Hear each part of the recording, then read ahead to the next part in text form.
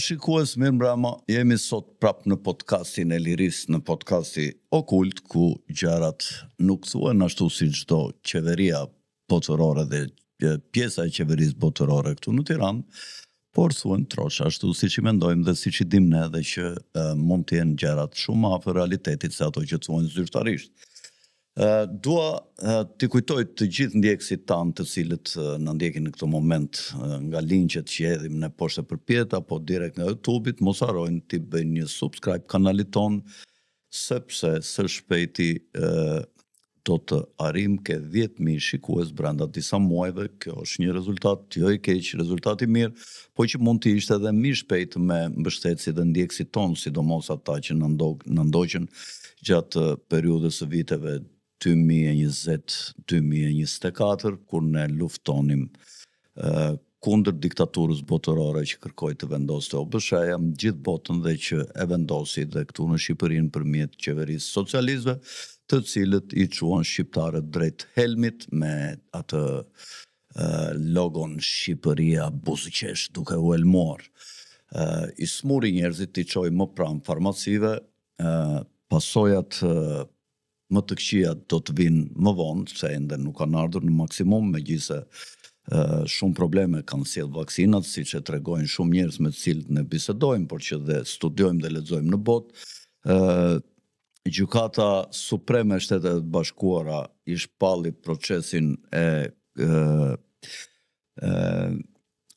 pandemisë që u zhvilluan Shtetet Bashkuara si një proces kriminal dhe ku nuk është çudi që një ditë të dënohen të gjithë ata që drejtuan këtë proces kriminal. Falenderojmë sponsorat tanë të emisionit ton, të cilët vazhdimisht do të dalin këtu në anën ton, dhe ju kujtojmë të gjithëve që kush kërkon të shikoj me titra emisionin ton, me çfarë do lloj gjuhë tashmë mundson YouTube-in. Gjithashtu njoftojmë se ne kemi dhe një gazetë në Google ku mund ta kërkoni me të shkruar shqipokult.org, kështu siç e keni të shkruar këtu ku ne e pasqyrojmë në ekranin ton. Sot jam në një bisedë me mikun ton të përhershëm, zotin Olsi Yazexhi, nga Malajzia, ku ai punon atje si pedagog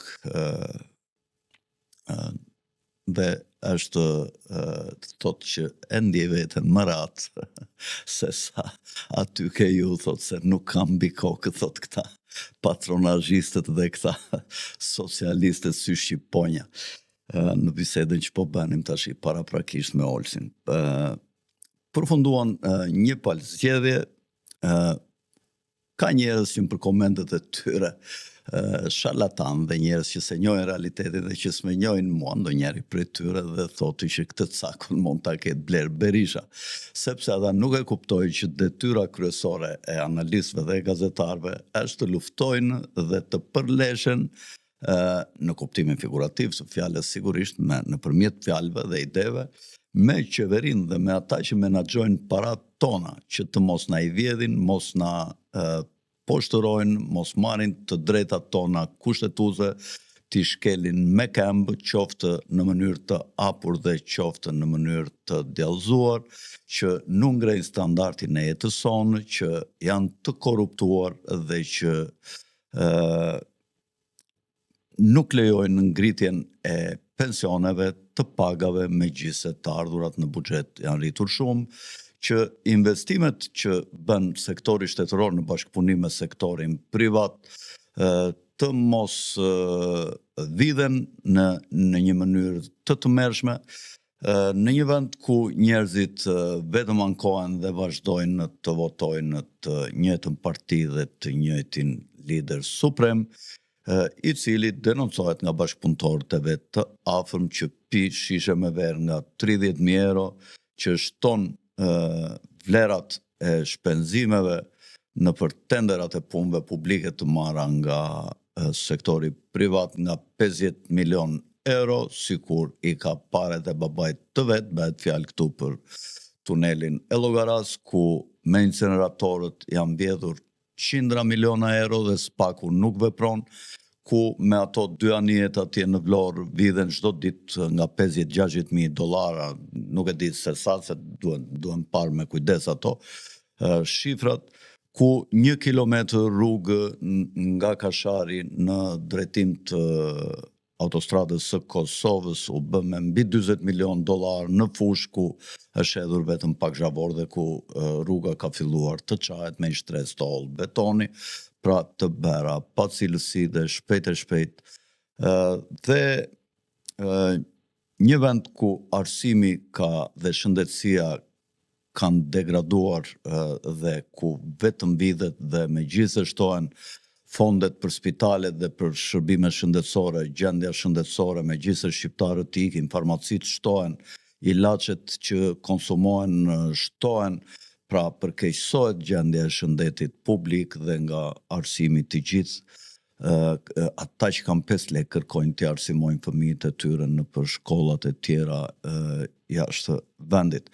Në një vend ku shqiptarët po largohen gjithnjë më shumë, kur një parti, si që është Partia Socialiste, ose ish Partia e Punës, ose ish Partia Komuniste, ka mbi 70 vjet që e qeverisë të vend dhe u jetë pajin të tjerëve, ku Edi Rama në zgjedhjet në fillim të 2013-ës premtoi që do të sillte ujë brenda një 4 vjeçari dhe nëse nuk sillte ujë 24 orë në të gjitha qytetet dhe fshatrat e Shqipërisë, ai do të jepte dorëheqje, ku fjala dorëheqje nuk njihet, ku bëri një fushatë vetëm duke u tallur me njerëzit, pa program, pa ju treguar asgjë, pa bërë asnjë kontratë me popullin, dhe populli përsëri e voton dhe ja e fajin Berishës, i cili ka 12 vjet i larguar nga pushteti. Sigurisht që opozita ka mëkatet e saj, por opozita erdhi mbas një knockdowni të rëndë, ku kryetari i partisë më të madhe Sali Berisha ishte i burgosur në shtëpi, Ilir Meta, kryetari partisë tjetër opozitare me Ramën vitet e fundit u burgos dhe u fut në burg, ish presidenti, ku kryeministri i Shqipërisë, domethënë kryetari i opozitës, ish kryeministri dhe ish presidenti Sali Berisha, mbahet në ndjekje nga spaku me një proces që është për çështjen e klubit Partizani, që në pamje të parë është plotësisht i ligjshëm dhe një gjë që e ka votuar parlamenti nuk mund të gjykohet, dhe ku të gjitha procedurat e privatizimit të atij territori, pavarësisht se mund të ketë nga mbrapa njerëz të afërt të ish kryeministit Sali Berisha që kanë përfituar, por spaku nuk ka çfarë bën me çështjen e klubit Partizani dhe sigurisht që nga nxitimi me urdhrin e ambasadores amerikane ngriti një proces që të mbante gjithë familjen e kryeministrit dhe të kryetarit të opozitës Sali Berisha në një pamje negative dhe njerëzit thonë që të largohet Berisha pavarësisht se thonë ky që ka vjedhur nuk ka faj, ky që ka përdorur gjithë administratën shtetërore. Mirë po, gjërat kanë ndryshuar sepse tashmë është një lubi e madhe siç janë Shtetet e Bashkuara, të cilat nuk po njohin zgjedhjet. Do shikojmë si do veprojë dhe Mersi Gjermanisë, që është një parti e qendrës së djathtë, po që unë mendoj që do t'i njohë zgjedhjet pavarësisht se Berishën e konsiderojnë si aleatin e vet në Shqipëri, pasi Mersi është një pjesë e strukturave globaliste të Evropës. Olsi, pas kësaj paraqitje që bëra paksa të gjatë, fjala është për ju për të komentuar zgjedhjet, në çfarë lloj këndvështrimi i shikoni dhe çfarë perspektive mund të hyjë Shqipëria, a mund të rregullohen disa nga gjërat më negative dhe si e shikoni ju tundjen e flamurit kryesor të fushatës së Ramës, që ka qenë dhënia e pasaportës dhe futja e Shqipërisë në Bashkimin Evropian. Duket që gjeopolitika me realpolitikën nuk po ecin paralel, dhe evropianët kërkojnë ta tkurin Evropën, ndërsa Rama premton që Evropa do të zgjerohet. Nesër ata vinë në një takim në Tiranë. Si e shikoni ju gjithë panoramën për këtë që paraqita unë? Fjala për ju, Olsi. Panorama për mendimin tim është tepër e zymt, Fredi. Zionistët, sigur po flisnin përpara se të lidhnim, risollën në pushtet Edi Ramën, sikur kanë sjell Abu Muhammed al-Gjolanin në Siri, për të shkatruar Sirin, sikur sollën Zelenskin në Ukrainë, për të shkatruar Ukrainën dhe për fatin e keq të popullit shqiptar, shumica e atyre që votuan, se domethënë nëse s'jam gabim më pak se 40% e popullit ka votuar, Diçka më shumë, 42%. 42% Sepse kanë hyrë edhe 190.000 emigrantë afërsisht, prandaj është rritur ai numri i votimeve. Po ti heqim këta emigrantët, i Po, bie më pak se 40%, se këto votat e emigrantëve thuhet që Rama i ka manipuluar sikur ti bëj ai. Po, janë rreth 56% deri tash që janë pro Partisë Socialiste dhe flitet që ka një manipulim dhe gjoja do hetohet, po dihet që s'paku punon për Edi Ramën. Kanë mbushur thesat apo kanë bërë sikur bën me votimin e Bidenit në Amerikë, domethënë. Se ky është edhe gabimi i opozitës që kërkoi votën e emigrantëve. Domethënë vota e emigrantëve si është? Domethënë ti lejosh Ramën, domethënë është si të lësh ujkun që truaj kopën e deleve. Kam vjedhur votat, po megjithatë që dalin tek hyrja që bëri ti, është një fatkeqësi për Shqipërinë. Tani Rama që nëse s'am gabim unë ka rreth 82 apo 83 deputet në parlament, ai do blej 1-2 nga këta të Tom Doshit aku dëgjon dhe ka fuqinë që edhe të ndryshoj kushtetutën. Pra në Shqipëri zezën në këto 4 vite e pret një ardhme shumë e keqe. Shqiptarët, edhe pse Rama u shkatroi vendin, u shkatroi ekonominë, u ka rritur inflacionin. Ta jap një shembull, nëse unë kam patur $10.000 në kohën e Sali Berishës, dhe me ato $10.000 bleja një cop tokë, ku e di unë, në qarret e tjera, unë me $10.000 sot nuk bëj dot as mobilimin e banesës time. Sepse një banesë që fjala bie unë e kam vlerë në Tiranë përpara 20 vitesh. E kam vlerë për $20.000, sot ajo banesë bën $100.000. Pra Rama e ka bërë Shqipërinë të pabanueshme. Shqipëria domethënë është kthyer ashtu sikur Kanadaja apo Amerika, vend ku vetëm ata që presin paran do arrin që të kontrollojnë tregun e pronave, ndërsa qytetari thjesht, ai që punon, ai që është me rrok, do të ngeli si skllav. Sot, me qenë se ra fjala, po diskutoja me disa studentët e mi teorinë e Muammar al-Gaddafit, teorinë e tretë që ka Gaddafi, dhe teorinë e konceptin e Xhamahirias, që Gaddafi zhvilloi gjatë kohës kur ai ishte lideri i Xhamahirias arabe libiane, dhe ndër të tjera më bëri përshtypje në atë që quhet Green Book apo libri jeshil që ka shkruar Gaddafi. Gaddafi i quante këta bankierët dhe këta që kontrollojnë pronat, si Jack Pierce e popullit. Gaddafi thoshte që gjithë populli duhet të posedoj banesën ku ai jeton. Por Rama, domethënë çfarë i ka bërë është që ka ndërtuar këtë tregun e pastrimit të parave nëpërmjet ngritjes së çmimeve të ndërtesave, që ai i ngrin me vendime qeverie, sa herë thot për shembull në Durrës metri katror për shembull mund të jetë 500 euro, ai bën tjetër qeveria do t'i bëjnë 2000 euro, thotë. Edhe të gjitha këto pse i bën ai? Ai i bën këto për disa arsye. E para, hajdutrit e tij dhe ata që kanë para, dhe zionistët që i kanë legët me thes, ti blejnë këto banesa. E dyta, duke rritur inflacionin, i vjedh njerëzve parat që ata kanë kursime, fjala bie, unë kam punuar në Malajzi, kam punuar 10 vjet, 20 vjet dhe kam bank 20.000 euro. Unë me këte 20.000 euro, kur çmimet ishin tulta, unë planifikoja që me 20.000 euro do jetoja 5 vite. Kupton? Por çfarë bën Rama? Duke rritur inflacionin, e para rrit paran që ai fis dhe paguan borxhet në zionistëve, e dyta i vjedh qytetarët. Se nëse unë një qytetar që kam 20.000 euro, me këto 20.000 euro, kur çmimet ishin tulta, unë do të jetoja 5 vjet, me këtë inflacion që ky i bën, rritje që i bën, është një farë skeme piramidale, se Rama është një farë sudeje, zionistët janë sude, që rritjen që i bën ndërtesave, ushqimeve etj, i vjedh lekët qytetarëve. Se çfarë është paraja? Paraja është punë e konvertuar në mall. Domethënë, unë punoj 5 vite, mbledh po e zëm 20.000 euro. Me këto 20.000 euro që unë kam mbledhur në këto 5 vite, unë do jetoj 5 vite. Do jenë ushqime që unë do haj. Por ky çfarë bën duke rritur inflacionin, ky më bën mua që me ato 20.000 euro unë mos jetoj dot 5 vite, po jetoj 1 vit. Dhe nëse fjala bie në 5 vite unë do haja, ku dëgjon, 1 kuntal grur, unë i bie që këtë 1 kuntal grur unë nuk e blej dot më, po unë do blej vetëm 200 kg grur që do të jetoj vetëm 1 vit. Është një spekulim që bëjnë zionistët me botën dhe kjo është diçka historike që ata kanë bërë.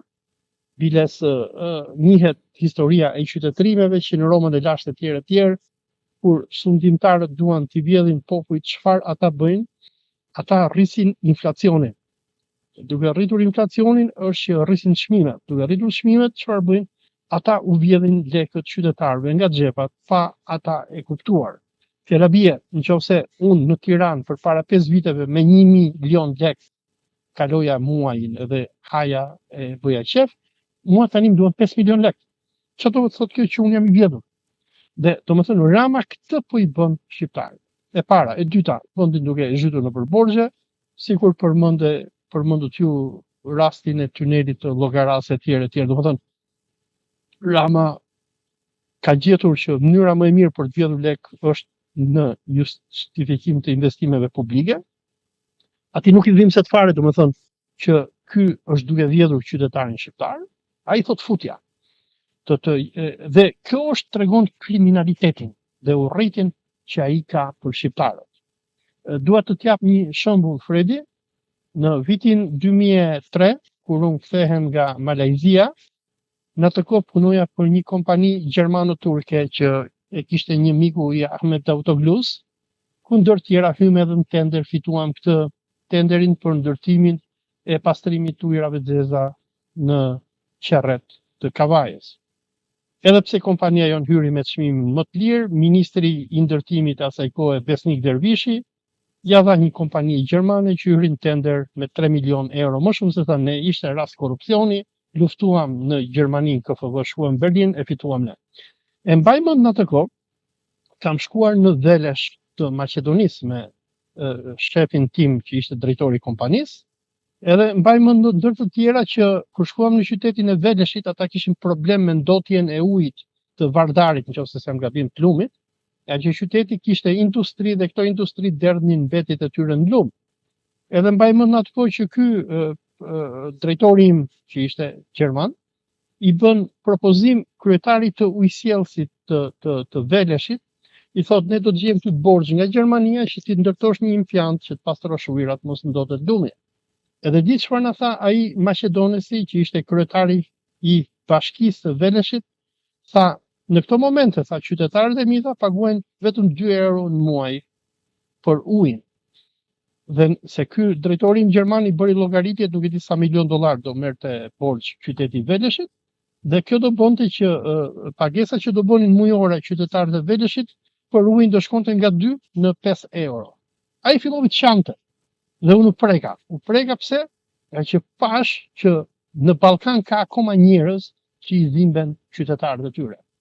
Ndërsa Rama dhe këta socialistët, unë mbaj mend atëherë në 2003 ishte koha e Nanos, unë kudo që kam shkuar nëpër ujësjellsat e Shqipërisë, ku kam punuar nga 2003-2005, kudo që shkoje nëpër bashki, kudo që shkoje nëpër drejtoritë e ujësjellsave, gjeje vetëm ujqër.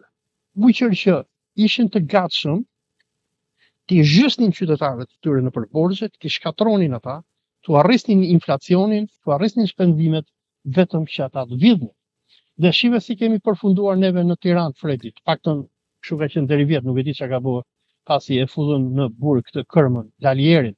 Domethënë, ne në Tiranë, unë mbaj mend vitet 2000 ne paguanim 2000 lekë muaj për taksa. Jo. Tash i ka vajtur mbi 30.000 lekë, 30, 40, 50, varet nga shpenzimet, po Bravo. ata që paguajnë sot 50 kanë paguar dikur 7.000 lekë, 8.000 lekë vjetra. Pra, domethënë ky kanceri që e vraftë Allahu aty ku është në burg Erion Velia, Në qoftë se unë s'jam gabim kur isha unë herën e Pra, fundit. i ka rritur rreth 8 herë për 5-6 vjet ky Erion Veliaj. Vetëm taksën më menu, vetëm taksën, nëse s'jam gabim, ka qenë 8.000 lekë. E njëjta gjë ndodhi edhe në Durrës, në kohën e pandemisë, kur mua edhe më hapi proces penal Rama me Sandor Lleshin edhe antiterrorin për përhapje paniku kundër koronës, kur i shpjegohej sigur puna jote, i shpjegonin shqiptarëve se çfarë ishte korona, ishte thjesht një sulm biologjik i orkestruar nga amerikanët, nga administrata e Mike Pompeos në atë kohë për të luftuar Kinën e tjere për të vjedhur paratë e njerëzimit. Edhe në atë kohë jetoja në Durrës nga që ishte më vështirë për policinë që ta kontrollonte se Tirana u fut në shtet rrethim. Edhe mbaj mend neve në Durrës, unë kam patjetuar në plazh, paguanin vetëm 2.000 lekë për taks për ujësjellsin për qytetin. Tani taksa edhe në Durrës me këtë çamen e bandave Durrësit që ka vendosur Rama aty, ka shkuar taksa e qytetarëve 8.000, 9.000, 10.000 lekë muaj, vetëm taks. Edhe dua të them që Rama me regjimin e tij vjedh çdo shqiptar. Qoftë edhe këta paktic, këta patronazhistët, këta fakirët që punojnë në ujësjellse, në pastrime, ku dëgjon, që punojnë që e kanë votuar, Rama i ka vjedhur gjithë. Por e votuan. E para, e dyta është që, sikur përmendëm, rreth 40% e shqiptarëve kanë votuar, dhe i bie që 60%, domethënë në 10 shqiptar 6 thjesht kanë vendosur që ta abstenojnë dhe ta lejojnë këtë plerë në pushtet. Dhe muhabeti është që ky plerë, ky kriminal është aq njëri pa shpirt, se ky nuk do ta di. Unë ky ka gjetur shqiptarët dele, thotë. Shiko, mbajnë. Olsi do të tregoj një diçka që ta dinë edhe këta shikuesit. Mamaja e Edi Ramës, Neta, lexonte, kishte lexuar disa libra të shtëpisë time botuese.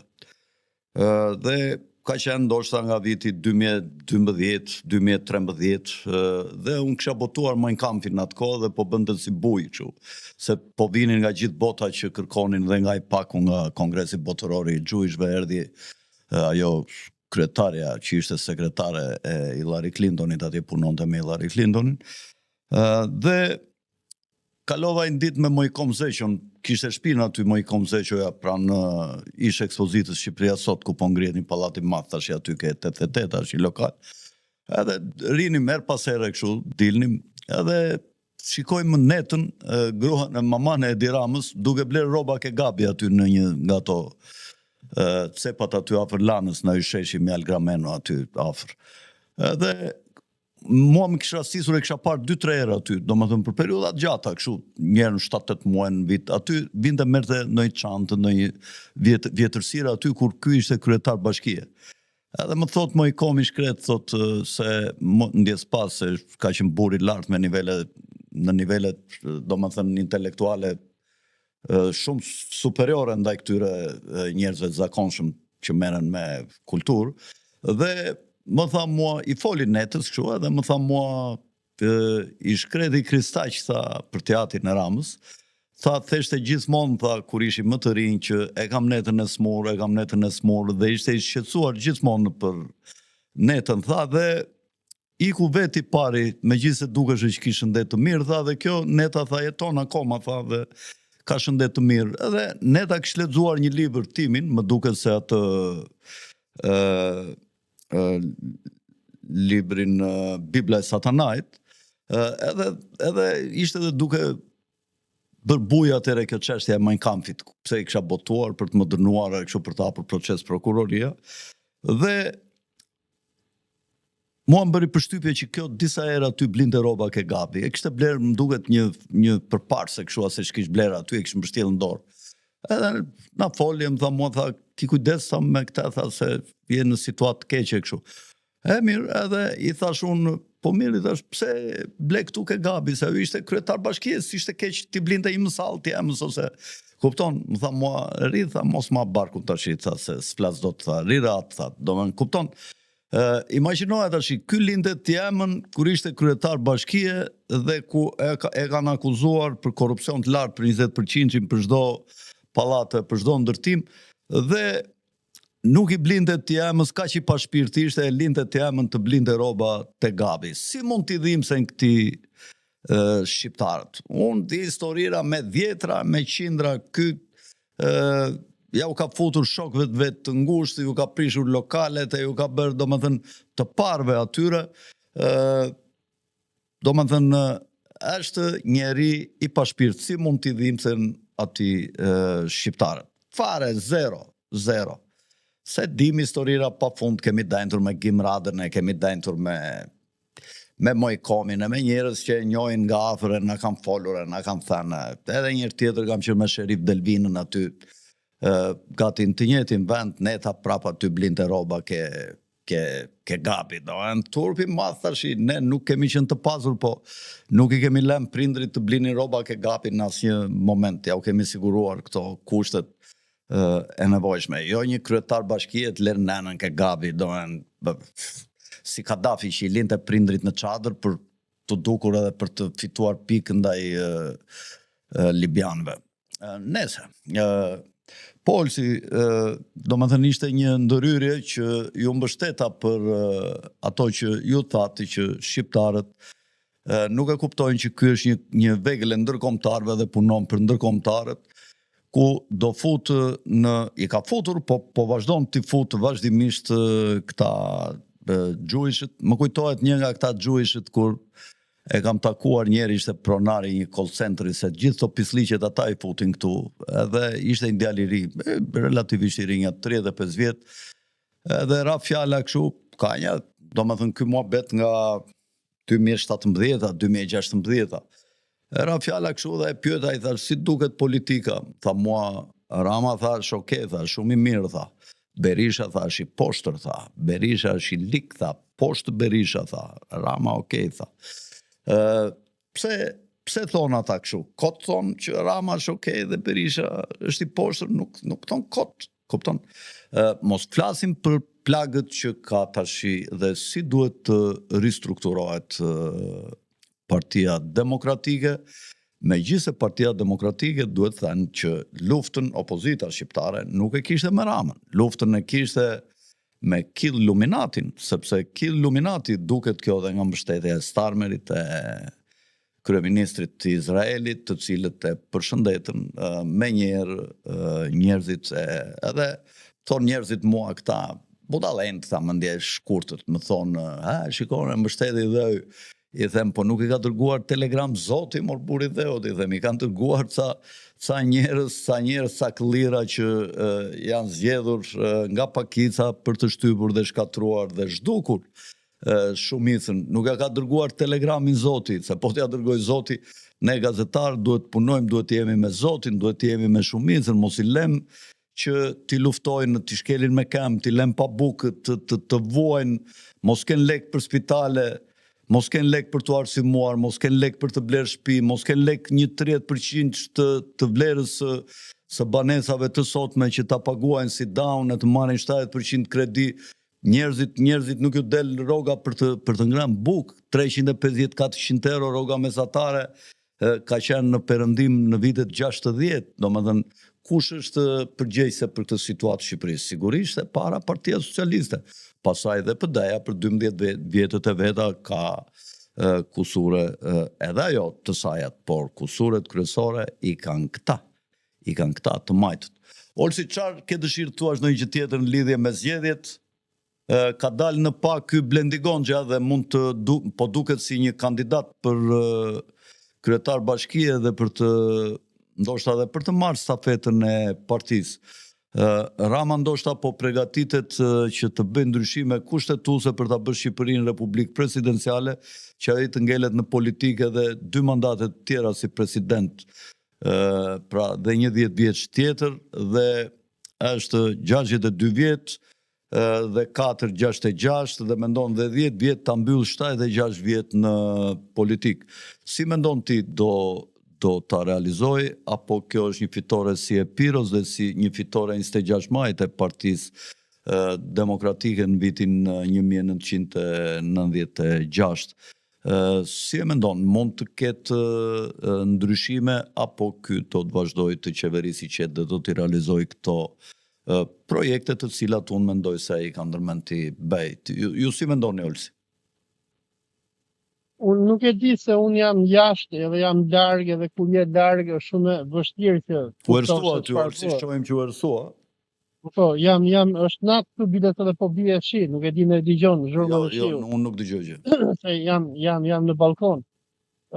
Nuk e di, Fredi, e kam shumë të vështirë nga që jam larg edhe duke qenë larg nuk arrin që t'i kuptosh gjërat. Po unë di vetëm një gjë që Rama, bile se në këto ditët e fundit bëra edhe një shkrim për idenë e shtetit Bektacian, ku tregoja deklaratat e Ramës, deklaratën e tij në OKB e tjerë.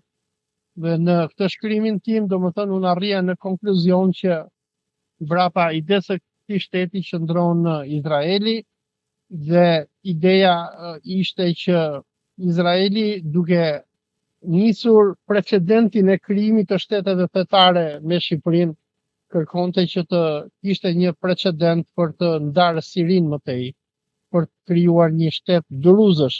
Dhe në shkrimin tim domethënë unë përmendja edhe origjinën minoritare të Ramës. Rama është vllahu katolik, edhe thoja që ndoshta Edhe ortodoks, i ka 3, domethënë vllat janë ortodoks, po edhe nga nëna, baban e ka pasur vlla, kurse nënën e ka ortodokse nga Vunoj. Nga Bregu, nga Bregdeti, po. Fshati Vunoj është fshat shumë patriotik dhe me ndjenja të forta kombëtare. Vunoj po ky me sa unë kuptoj ka marrë nga Kristaqi edhe ndoshta domethënë se unë shoh dhe nuk arri domethënë dot që të kuptoj këtë urrëtitjen që Rama ka kundër shqiptarit edhe në veçanti kundër shqiptarit musliman dhe domethënë trajtoja edhe këtë çështjen e separatizmit që ky po do të ndisi dhe domethënë unë arrija në një farë konkluzioni që ky domethënë duke me këtë urrëtitjen që ka për Shqipërinë e shqiptarët, i përmendë shumë mirë edhe rastin që ai urrente nonën e vet domethënë. E linte nonën e vet që kur ai i kishte lekët i priste me gërshër, nona vet s'kishte lekë dhe shkonte te Gabi. Edhe arri në konkluzion që ky është, domethënë, me gjithë çmimet që i ka dhënë, kuptonti, këtë e dekoroi Deborah Lipstadt, ajo shtriga e ndyrë që Bideni bëri ambasadore kundër antisemitizmit. Nuk e di në e di historinë e Deborah Lipstadtit. Deborah Lipstadti është, si themun ty, si Nexhmia Hoxha në komunizmit, apo është ajo shtriga e zionizmit ndërkombëtar, është ajo që burgosi David Irving, atë historianin britanik domethënë, për librat që ai shkroi domethënë ku vinte në pyetje e Holokaustit. Dhe kur vet Deborah Lipstadt, që është një nga kokat e zionizmit ndërkombëtar, e merr këtë në SBA, jep çmim për antisemitizmin. Kur këti jep çmim Isaac Herzoglu, ju tregohet që është një njeri me mision. Ky është agent. Domethënë ky është agent i zionizmit ndërkombëtar. Ky ka pranuar që të bëjë lojën e tyre dhe për lojën e tyre, ky person që nuk donte non edhe bab, besoj ti e di akuzat që ky ka pa të bërë për Kristaqin. Paktën ato që ka botuar Merobaze te Tema që akuzonte Kristaqin për gjona që nuk duhet edhe ti përmend këtu, domethënë një njeri që s'ka dashur non e bab është personi duhur i zionizmit për ta sjellë pushtet, për të shkatruar një vend. Ky është Zelenski. Domethënë ky është 100% Zelenski. Ashtu sikur Zelenski e dogji Ukrainën, e shkatroi, vrau, nuk e di unë sa ka vrarë, 1 milion ukrainas, e rrafshoi vendin, ja shkatroi ekonominë, popullin, çdo gjë dhe qëndron pushtet aty, nga që e mbajnë elitat zioniste ndërkombëtare. Ky është Zelenski numër 2. Domethënë ky është një njeri pa din pa iman. Dhe arsyeja pse në kohën e pushtetit të Bidenit u krijua ky spaku në Shqipëri dhe ambasadorët amerikanë ishin kaq të zellshëm, sikur e përmendë edhe ti, për të burgosur të dy udhëheqësit e opozitës në Shqipëri, nga Sali Berisha te Ilir Meta, që do thotë zhdukja e opozitës, tregon që ky është një njeri shumë i rëndësishëm për projektet e zionizmit ndërkombëtar. Domethënë amerikanët çfarë bën? Me atë shpallje non grata që i bën Sali Berishës, ata e shpallën Sali Berishën, sigur tjetë Ismail Hania, apo Hasan Nasrallah i Hizbullahit, e shpallën terrorist. Dhe, çfarë do thotë kjo? Kjo do thotë që zionizmi ndërkombëtar ka aq shumë interese ta ky person, dhe ky person është duke bërë gjëra aq të tmerrshme kundër shqiptarëve dhe pro zionizmit, që ata nuk kanë lënë gur pa lëvizur që ky njeri të rizidhet. Pra për mua ky është një nga njerëzit më të rrezikshëm në historinë e shtetit shqiptar, që kur u krijua ky shtet, ky është edhe më i rrezikshëm se sa Koçi Xhoxhe, që donte ta bënte Shqipërinë Republikë të shtatë të Jugosllavisë. Ky është më i rrezikshëm se sa Fanoli, që donte ta bashkonte Shqipërinë me Kominternin edhe Internacionalin Bolshevike. Ky është edhe më i fashpirt dhe më kriminal se sa Enver Hoxha. Domethënë, por muhabeti shqiptarët nuk e kuptojnë se çfarë ndodh, sepse ky është duke i vrarë shqiptarët në mënyrë të avashtë. Sigur përmenda punën e rritjes taksave, gjobave, shtrëngtimi i jetës, sepse Fredi ka dy mënyra, besoj e ke para të filmin Zeitgeist, që është lëshuar para disa vitesh, ku tregon ai drejtori i Bankës Botërore, që thotë ka dy mënyra se si pushtohen shtetet. Një pushtohen me ushtri, tjetra pushtohet me bankë. Po pushtrimi me ushtri, thotë, është shumë i vështirë, ka kosto, duhet çuar ushtar, vriten njerëz, kurse pushtimi me bankë thotë është më i mirë, thotë, sepse neve i fusim vendet nëpër borxhe dhe nëpërmjet borxhit ne i kthejmë ato në sklevrit tanë. Amerikanët, përpara disa vitesh, kur u merja me çështjen ujgure, ishin shumë të shqetësuar dhe kur sulmonin Kinën, e sulmonin Kinën sepse thonin Kina po luan me strategjinë që quhet debt trap, apo kurthi i borxhit, nga që amerikanët e kanë bërë vetë, britanikët e kanë bërë vetë. Britanikët për shembull, kur kanë kolonizuar botën nga Malajzia ku unë jam këtu, deri në Afrikë, deri në Amerikë, kur i kolonizonin popujt, në shumicën e rasteve, i kolonizonin nëpërmjet borxhit. Shkonin te një sultan, shkonin te një kryetar fisi, i thonin do t'japim kuaj, do t'japim armë, do t'japim këtë dhe atë, dhe në shkëmbim ti na jep tokat e tua. Kështu është se si u kolonizua Kanada. Për shembull, kur dikush viziton Kanadan, emrat që kanë qytetet e Kanadas, që nga Manitoba, Toronto, Oshawa, Ottawa, këto janë gjitha fise, emra fisesh indiane. Dhe këto toka i vodhën britanikët, duke i futur në përborgje, duke i korruptuar indianët. Dhe indianët, nga që nuk e kuptonin rëndësinë dhe mënyrën se si funksionon ky kapitalizmi britanik, i dhanë fronat e tyre. Dhe sot kur shkon në Kanada, indianët janë nëpër rezervate dhe nuk dalin dot nga rezervatet. I vajnë kanadezët e mbyllin nëpër rezervate. Dhe Rama këtë gjë po i bën shqiptarëve me zionistët. Shqiptarëve po i vidhen pronat, ju përmendët që nga ajo ania që prodhon energji, që nuk prodhon energji dhe ky jep para, borxhet e mëdha që ky fut popullin në çdo moment. Do të kujtojmë diçka që para 3-4 vitesh, nëse jam gabim, pasi Rama erdhi në pushtet, gjë e parë që Rama bëri është që borxhin kombëtar të Shqipërisë ja shiti kompanisë Rothschildve të Francës. Domethënë, ai uji që keni ju në tavolinë, Fredi, I vari ujkut mëlçit në qafë. ai uji që keti në tavolinë, kur blen shqiptari atë ujin, kur blen buk, kur blen mish, kur blen çdo gjë, një pjesë asaj që ne paguajmë i shkon zionistëve, Rothschildve. Domethënë, ky i ka dhënë gjithë buxhetin shtetëror të Shqipërisë, i ka dhënë. Dëgjoj Fredi, se dua ta përmend për ata që na shohin. Kjo nuk është teori konspirative. Miq, hyni në Google, internet, edhe kërkoni who manages the national debt of Albania. Kush e menaxhon borxhin kombëtar të Shqipërisë? Është familja e Rothschildve. Çfarë do thotë kjo?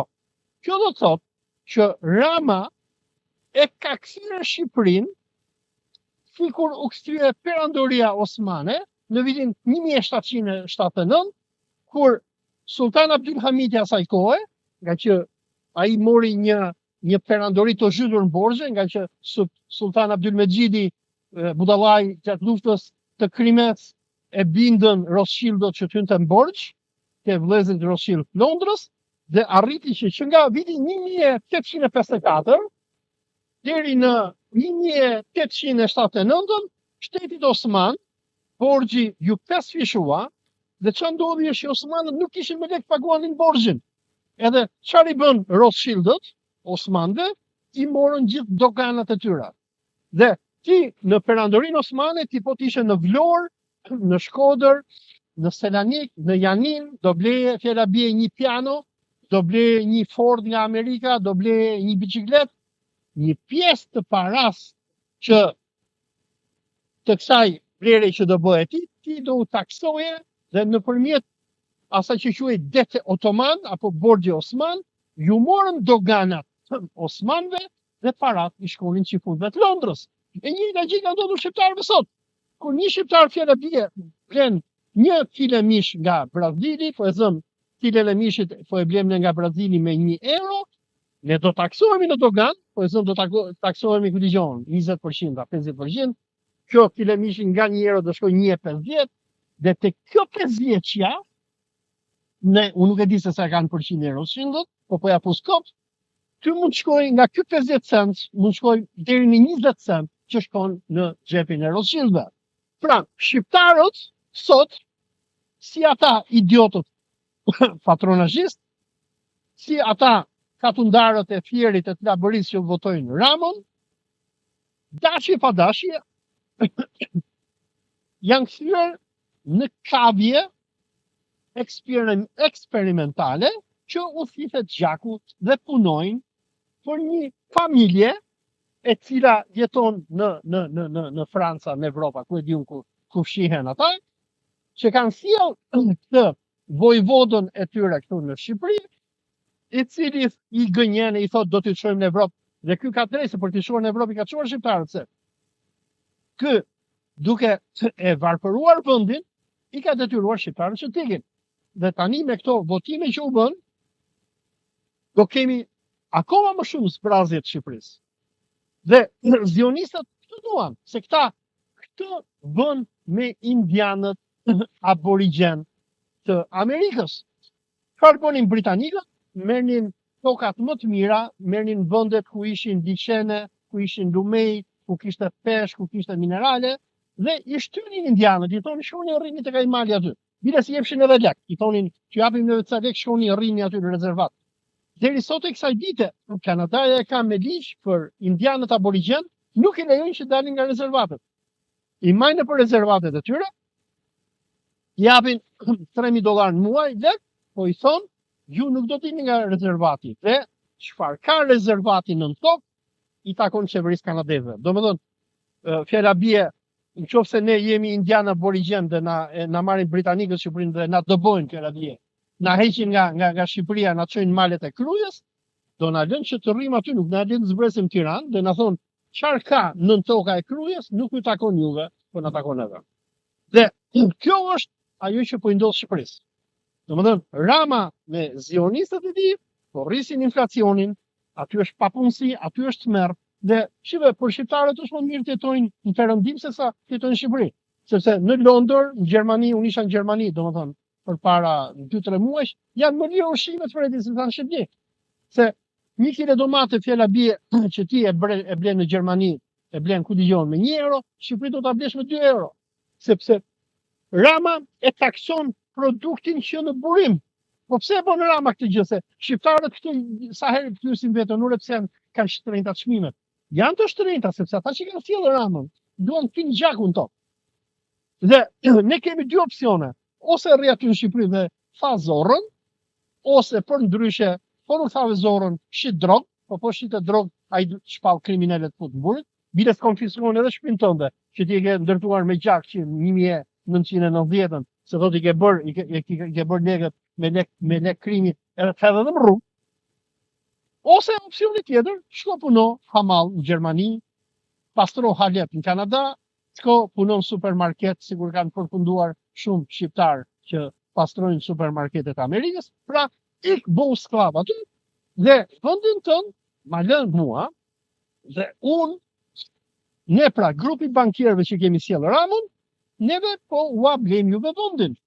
Sepse, dëgjoj, Kur unë në panesën time në Durrës, përpara 10 viteve, paguaja 2.000 lekë në muaj taks.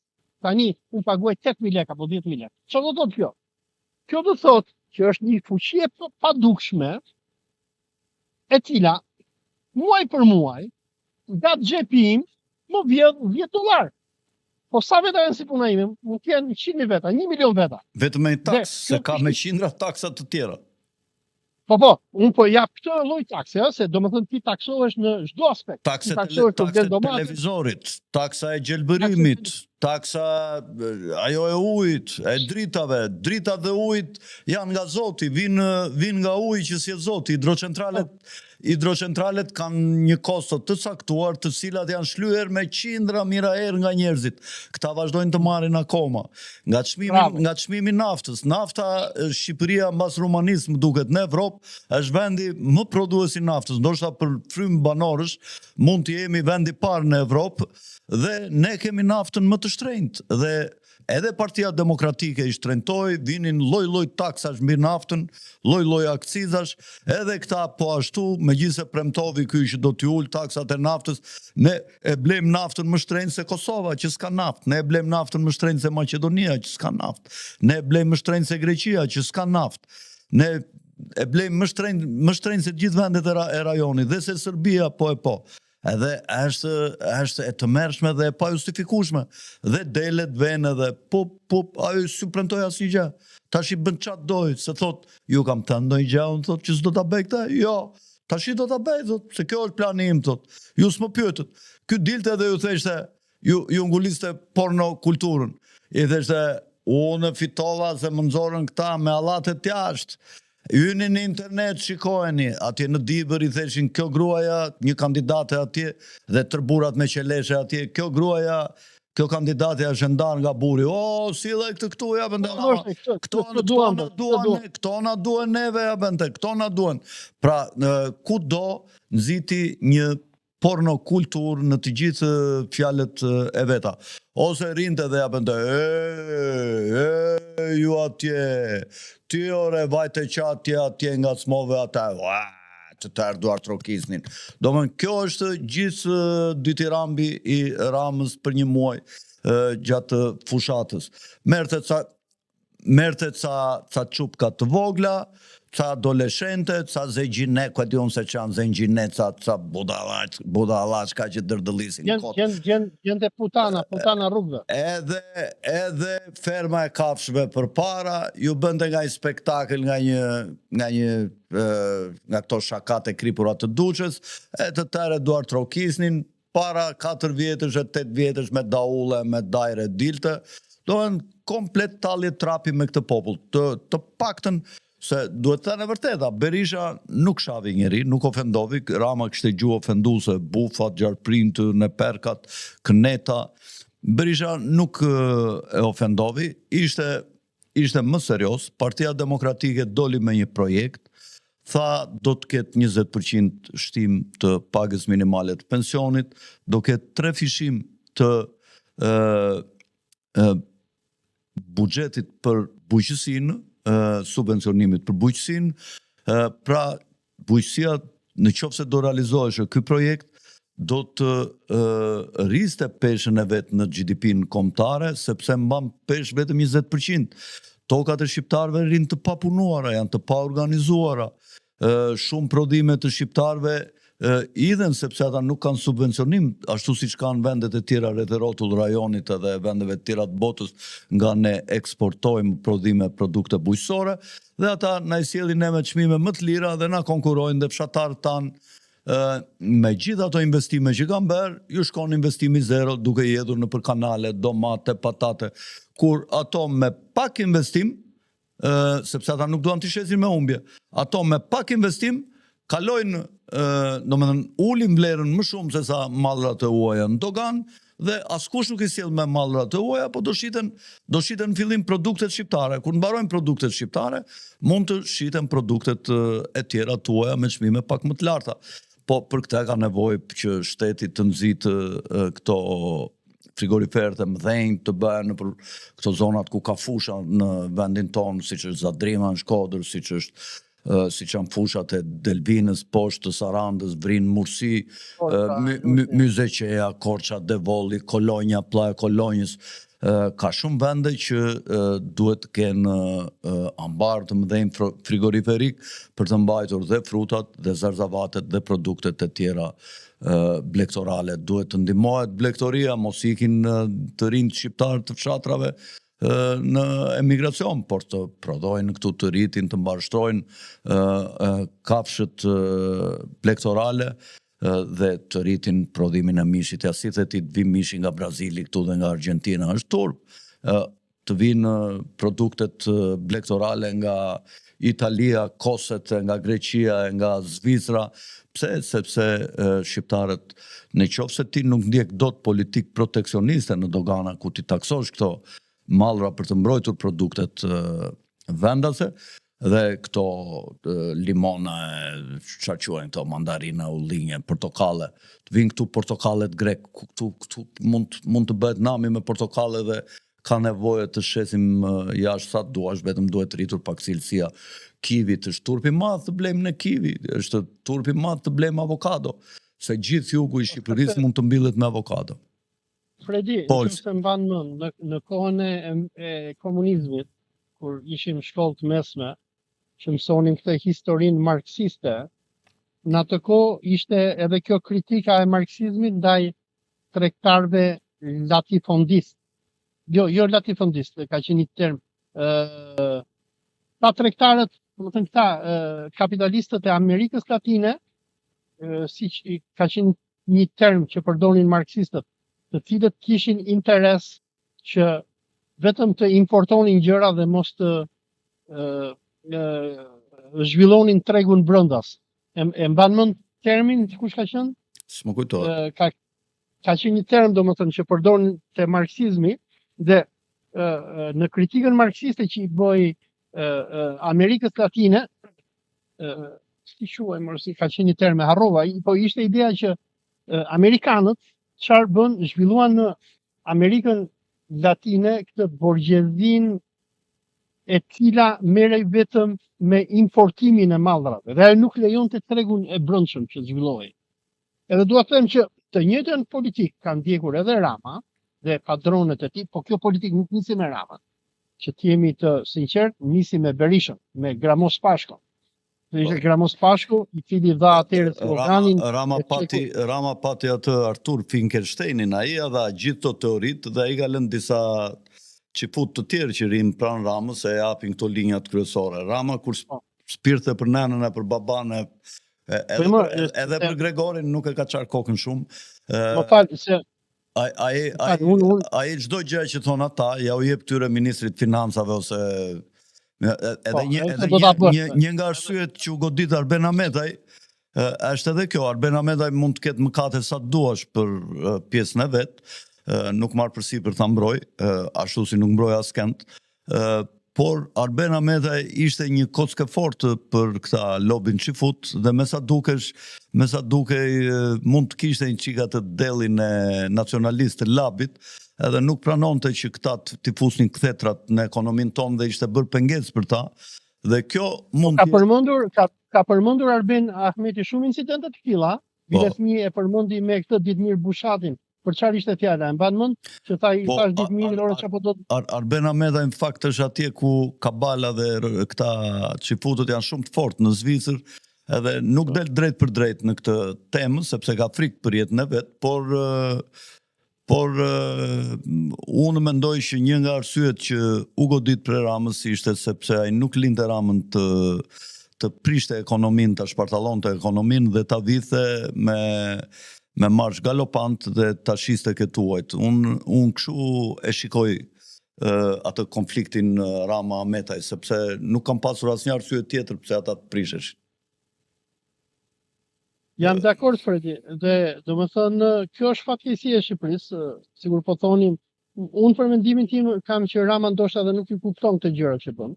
Ndoshta thjesht ja japin, por që doja ta përmbledhja është që ky shkatrimi i Shqipërisë faktikisht nisi që në vitin 91 me Gramos Pashkun, me teorinë e çekut të bardhë, kur atëherë Gramozi, domethënë dhe amerikanët i thanë Berishës se duhet shkatërrosh çdo gjë. Se duhet kujtojmë këtë gjë që në kohën e komunizmit Shqipëria ishte shtet që përmbushte nevojat e veta. Ne prodhonim që nga shkrepset deri te çizmet, që nga traktorët deri te pushimet tona. Kuptohet që nuk ishin cilësi e mirë, por ishim shtet i pavarur nga ana ekonomike. Sikur tranzicioni nga komunizmi në kapitalizëm në Shqipëri kishte bërë sipas versionit jugoslav, ku të ishin ruajtur fabrikat, uzinat, kombinatet, Shqipëria do të ishte Zvicra e Evropës. Por amerikanët ndoqën terapi shok që ata e implementuan edhe në Kosovë pas ndërhyrjes së NATO-s në 1999, sepse e njëjta gjë që ndodhi në Shqipëri ndodhi edhe në Kosovë në 99-ën. Edhe në ushtrit të njëjtin gjë. Edhe në ushtrit të njëjtin gjë, terapi shok. Edhe në ushtrit ku hajnat e Kosovës shkuan dhe shkatruan uzinat e Gjakovës, ku shkatruan uzinat e pijeve. Në Gjakov prodhoshin goma për makina vlla. Domethënë Kosova ishte si Tajlanda. Prodhonte çdo gjë, kishte fabrika, kishte punishte, prodhonin komposto, prodhonin pije, përpunonin ushqime, prodhonin rroba, u shkatruan. Dhe i morën shumë nga këta cupat që amerikanët sollën më pas. Dhe hapi dytë këtu ka qenë hapja e firmave piramidale nga CIA, që rëzoja të pjesë të ekonomisë që kishte filluar të ndërtonte VEFA me këto privatizimet e këtyre punishteve të vjetra që kishin ngelur. VEFA dhe Vebi Alimuçaj nuk funksiononin mbi si firma piramidale, ishin firma që kishin hyrë në ekonominë e tregut dhe po punonin.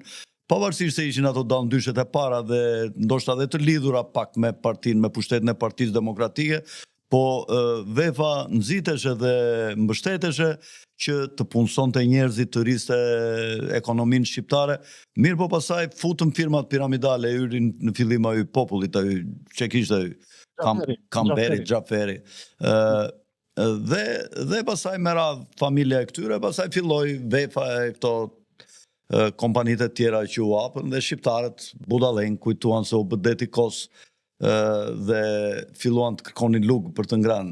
Unë tërmiq dhe mi i këshillonja, i thesha mos syni në këtë lojë sepse do përfundoni keq. Është një aventurë që nuk e ka të gjatë. Mi po nuk dëgjonin, në atë kohë ishin mbyllur bankat, Partia Demokratike ngelin në batak sepse nuk e kapi shpejt këta dhe Berishës ju dukën si oshte në fillim sepse filluan të zhvillonin ekonominë, mirë po nuk e kuptonte se ata që linin brenda aty kapitalin e tyre ishin më shumë se sa ata që merrnin dhe që bënin ndonjë nga përfitimet ndonjë diçka.